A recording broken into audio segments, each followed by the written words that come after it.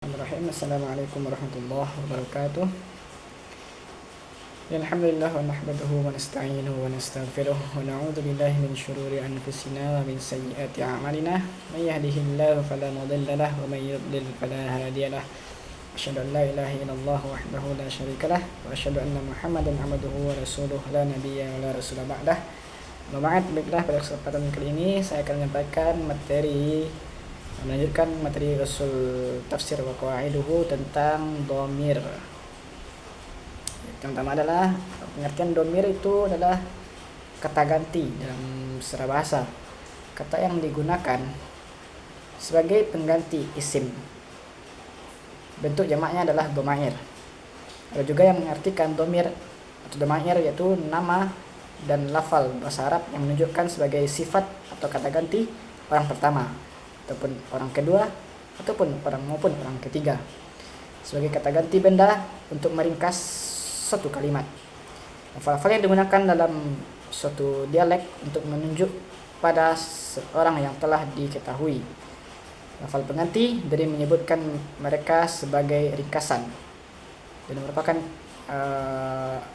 merupakan isim yang bersifat yang berfungsi untuk menghentikan penyebutan kata-kata yang banyak yang menepati kata-kata itu dengan sempurna tanpa merubah makna yang dimaksud. Dhamir dalam bahasa Arab memiliki 14 bentuk.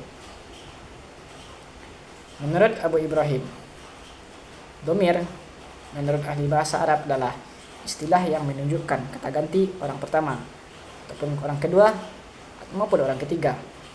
Tidak jauh dari di atas, Syekh Mustafa Al-Ghulaini mendefinisikan dhamir adalah istilah yang digunakan untuk kata ganti orang pertama, orang kedua, dan orang ketiga, sehingga dhamir menempati posisi kata yang ditempatinya.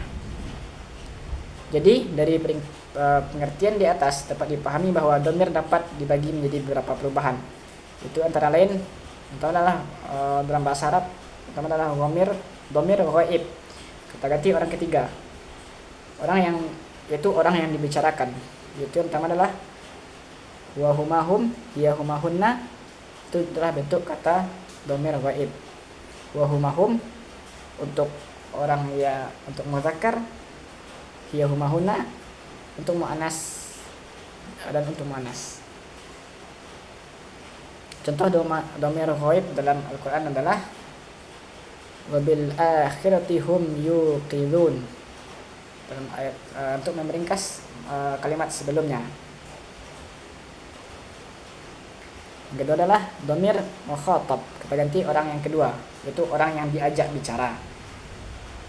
Contohnya adalah anta antuma antum untuk laki-laki dan anti antuma antunna untuk perempuan. Contoh dhamir mukhatab dalam Al-Qur'an adalah inna arsalnaka syahidan wa mubasysyiran wa nadhira. Inna arsalnaka, ka di sini bentuk dhamir kata ganti untuk laki-laki. Kemudian yang terakhir adalah dhamir mutakallim, kata ganti orang pertama, yaitu orang yang berbicara. Itu ana nahnu, saya dan kami. Contohnya dalam Al-Qur'an adalah inna nahnu nazzalna dzikra wa inna lahu lahafizun. Nahnu di sini sebagai dhamir kata ganti. Kemudian sebenarnya adalah ada pembagian dhamir.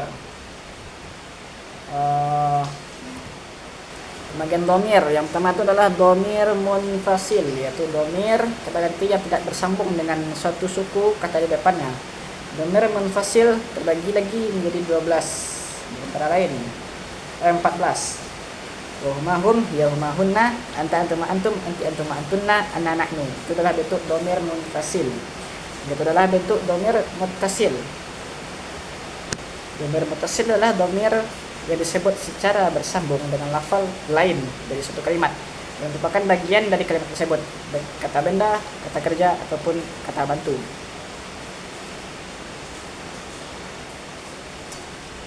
Kemudian faedah yang disebutkan dhamir dalam Al-Quran. Pertama adalah menurut Al-Zarkashi ada beberapa faedah, di antaranya adalah yang pertama itu untuk meringkas ikhtisar dalam contohnya dalam Quran surat Al-Ahzab ayat 35. Allah Subhanahu wa taala berfirman, "A'udzubillahi minasyaitonir rajim. innal muslimina wal muslimati wal mu'minina wal mu'minati wal qanitina wal qanitati was sadiqina was sadiqat was sabirina was sabirat wal khashi'ina wal khashi'at wal mutasaddiqina wal mutasaddiqat was saimina was saimat wal hafidhina furujahum wal hafizat wal dzakirina allaha katsiran wal dzakirat a'adda Allah lahum maghfiratan wa ajran 'azima. Kata dhamir lahum di sini, a'addallahu lahum. Ada ayat di atas meringkas isim dhamir sebelumnya. Jika tidak ada dhamir, maka panjang sekali Allah mengulang kembali kata-kata yang banyak tersebut. Disingkat dengan, maka bisa dipersingkat dengan memasukkan dhamir, a'addallahu lahum. Yang kedua adalah menunjukkan keagungan, karena kemuliaan dan kemasyhuran cukup disebutkan dalam bentuk dhamir. Contohnya dalam Quran surat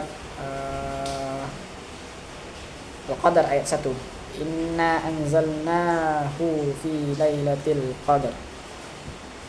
Dhamir hu menunjukkan pada Al-Quran, dan ini bisa diketahui dengan melihat asbabun nuzul.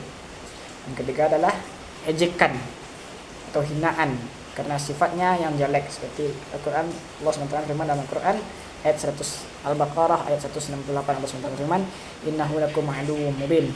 Hu menunjuk pada setan, tidak disebutkan secara zahir sebagai ejekan atau keburukan sifatnya. Yang keempat adalah fungsinya adalah untuk penguat atau penegasan ulang, sebagai takkid. Sebagaimana Allah SWT berfirman, wa idz qalu Allah SWT berfirman, kana hadha huwal haqqu min 'indika famtir 'alaina hijaratan minas sama'i aw istina' bi'adzabin alim. Ayat di atas menjelaskan tentang kesanggahan orang-orang musyrik yang meragukan kebenaran Al-Quran. Pada lafaz inna kana hadha huwal haqqun, dhamir huwa berfungsi sebagai takkid. Wallahu a'lam bishawab. Hanya itu yang dapat saya sampaikan pada materi ini. Mohon maaf banyak kesalahan. Bila taufiq wal hidayah. Wassalamualaikum warahmatullahi wabarakatuh.